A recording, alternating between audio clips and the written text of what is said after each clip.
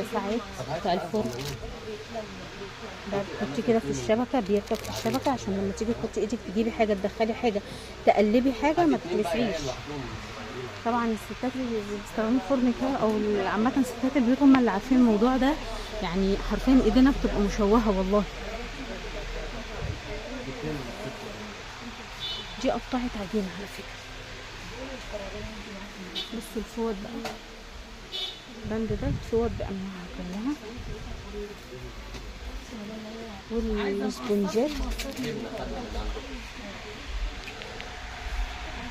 منظم الاكريليك نزلنا عليه ريفيو قبل كده، ده اللي هو كله هوكات، وفي منه اللي هو بصوا ده حامل مكانس برضو شيك جدا، خامته حلوه قوي. وفي بقى اللي معانا برضو احنا جبنا منه تاني حامل مكانس، اللي هو ايه ده، حامل مكانس ثنائي وهوك برضو تعلقي فيه حاجات.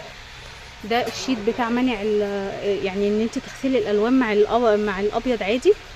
ده موتور غساله، بتحطيه في الحوض، تحطيه في جردل وتشغليه ما بيتاثرش بالميه، وبيغسل الهدوم حلو جدا على فكره، حلو يعني. شويه فوط المطبخ، شرابات، هدوم داخليه في السريع كده. ده المسن ده تحفه يا جماعه، المسن ده حلو جدا جدا جدا فوق ما تتخيلوا.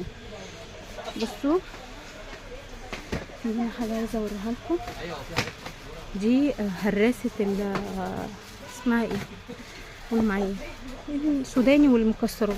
دي فواحه، دي فواحه، دي فواحه.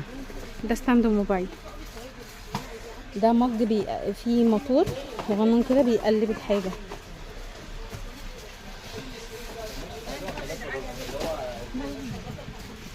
بصوا الرول ده بديل ورق الزبده، بس ده بيعمل ايه يا جماعه، ده تقريبا هو بكرتين، تمام، بكرتين 33 في 40 سنتي، تمام. البقرة الميزة في ده بقى ايه يا جماعة، ده بديل ورق الزبدة الصحي، ان الورقة بتاخديها تغسليها، المفرش تاخديه تغسليه وترجعي تستخدميه تاني، فما بيخلص. بيتحمل لحد 500 درجة فهرنهايت، يعني يتحمل اعلى درجات الحرارة.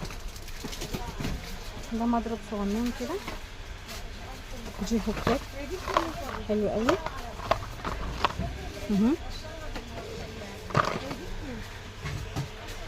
دي الاسبونجه دي حلوه قوي، بتغسلي بيها كل حاجه تقريبا.